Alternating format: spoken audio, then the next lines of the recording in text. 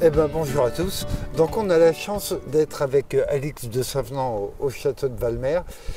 On voulait profiter un petit peu de ses compétences. Attention, elles sont multiples, hein. Alix est une vraie botaniste. Bien sûr. Et donc profiter de ses compétences là par rapport à la vidéo qu'on a faite sur le jardin de Curé à Chisigny où il y a des cordons de pommiers qui ont un petit peu étonné. Alors est-ce que de conduire des arbres comme ça très bas, très à l'horizontale, est-ce que ça fonctionne?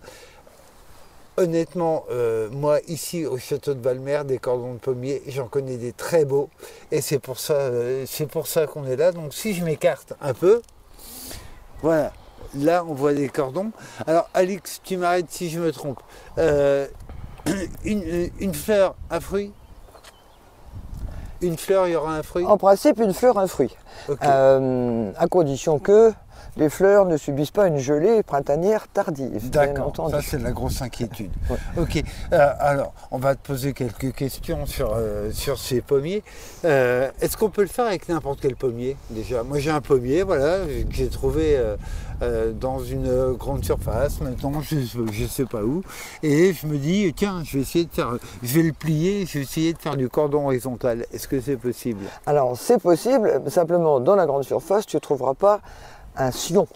La question pour former un cordon, c'est qu'il faut partir d'un sillon. Un sillon, c'est le petit pommier greffé d'un an. D'accord. Je me permets tout de suite, pourquoi greffer et quelle est la particularité des porte-greffes pour faire justement du cordon horizontal comme ça? Alors pourquoi greffer? Parce qu'un arbre fruitier, mettons que tu veuilles avoir une reine des ranettes comme pomme, ouais. Eh bien si tu prends un pépin de reine des ranettes, ça te fera n'importe quoi sauf une reine des ranettes. D'accord. Parce que c'est peut-être un peu long à expliquer, mais en gros il y a des abeilles qui mélangent les pollens et quand tu manges une pomme, le pépin ne te donnera pas forcément la même pomme. Ok. Voilà. Donc et ça doit être greffé, surtout parce que le pommier que tu vas greffer, il va être très, très vigoureux. Il va te faire un arbre. Or, ouais. Si tu veux un cordon, eh ben, il faut qu'il reste petit. D'accord. Donc, tu le greffes sur un porte-greffe que tu choisis soigneusement pour qu'il soit suffisamment faible pour ne pas avoir une végétation trop forte et pour que tu puisses garder un petit cordon. Alors moi, l'expression que je connais, c'est porte-greffe nanifiant. Exactement, on peut appeler ça comme ça, c'est-à-dire que par rapport à un grand arbre, ça te fera un petit arbre. D'accord. Alors juste un truc, on va rentrer un petit peu dans le détail, puisque le choix du porte-greffe est très important. Qu'est-ce que c'est comme porte-greffe ici? C'est du M9? Il est primordial le choix du porte-greffe. Ici, ceux qu'on vient de voir là, c'est pas du M9 et c'est pour ça que ces arbres, ils sont devenus trop forts. Okay. Là, cette année, ça se passe bien, ils fleurissent, mais si on a un porte-greffe trop fort, ça va faire trop de feuilles et pas assez de fleurs. Okay. Donc le M9, c'est vraiment ce qu'il faut prendre si on veut avoir un cordon. D'accord. Juste un truc, donc là on voit que c'est des arbres à beaucoup d'interventions, hein, a priori. La taille est super importante. Et donc, combien de tailles vous faites sur ce type de structure? Alors il faut minimum une taille, qui est la taille d'hiver. Okay. La taille d'hiver, ça consiste à raccourcir les branches pour concentrer la sève là où il va y avoir des fleurs. Parce que s'il va y avoir des fleurs, il va y avoir des pommes. Et il faut donc que la sève nourrisse ses fruits. Donc ça, c'est la taille d'hiver, elle est indispensable. Après ça, il faut faire une taille d'été. Et ça, si on n'a pas le temps de la faire, c'est embêtant parce que la plante, elle va faire énormément de feuilles qui va prendre toute la sève et les fruits ne seront pas tellement alimentés. En plus du fait qu'ils seront à l'ombre, cachés dans les feuilles.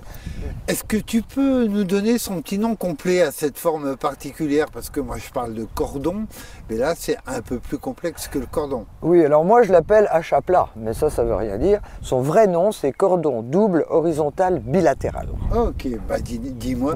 On va aller en voir des simples. Tu nous en montres? Allons-y. Je sais qu'ici il y a des simples. Donc, oui, tout bête. Alors là on est devant des cordons simples qui rappellent déjà beaucoup plus ce qu'on a vu à Chisigny. Quelle hauteur on a là ici? Alors là c'est pas haut, bas, hein. C'est 40. 40. C'est 40. C'est très bas.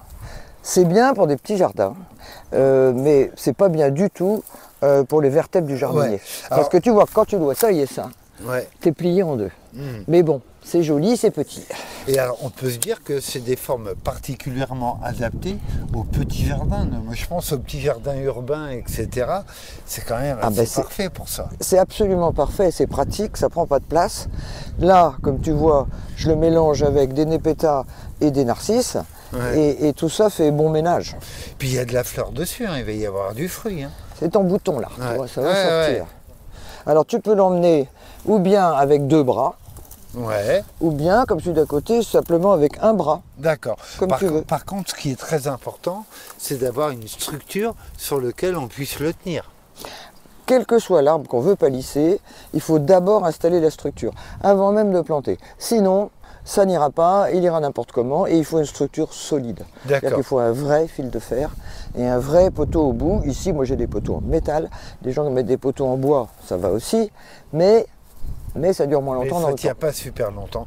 Ça, si je prends le cas de ce joli petit bonhomme là, c'est un petit bonhomme qui a quel âge ça? Alors celui-là, eh ben, il a beau être petit, il a quand même 25 ans. Ah ouais! Il a 25 ans. De l'importance du porte-greffe nanifiant. Et il te donne des pommes. Il me donne des pommes depuis 20 ans. Ouais, c'est quand même assez génial. Hein. Donc on comprend que à Chédigny, ils aient fait un bon choix aussi avec ces cordons de pommiers qui sont vraiment idéaux pour délimiter un espace. Ouais. Alors par contre assez bas. Donc ouais, les reins du jardinier, watcha, watcha, watcha. Mais il faut que ça aille avec la proportion du jardin. Ouais, Les autres qu'on a vus tout à l'heure, c'est des très grands carrés que ça entoure, donc ils sont plus grands. Et là, c'est une petite bordure, ça va avec la proportion. Ce qui est important aussi, je trouve, c'est le fait que ça soit beau. Et donc, il faut que ça soit à proportion du jardin. ben, et donc là, la taille, elle a été faite cet hiver. Oui. C'est quand pour toi la meilleure époque pour tailler les pommiers? Alors, on dit toujours taille tôt, taille tard, mais taille en mars. Ouais. C'est pas faux. C'est pas faux. Il y a une petite nuance. On dit que les pommiers faibles, comme celui-là, Ouais. il faut les tailler tôt dans l'hiver. Ça peut être à D'accord. partir de décembre. Hein. Ok.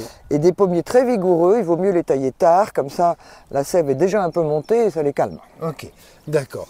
Bon, bah écoute, nous, alors, il est bien évident qu'avec Guylain, on va revenir quand il y aura les pommes. Il faut venir manger les pommes. Et puis on se servira gaiement. Eh ben, un grand merci pour tout, Alix, et à très bientôt à Valmer. À bientôt.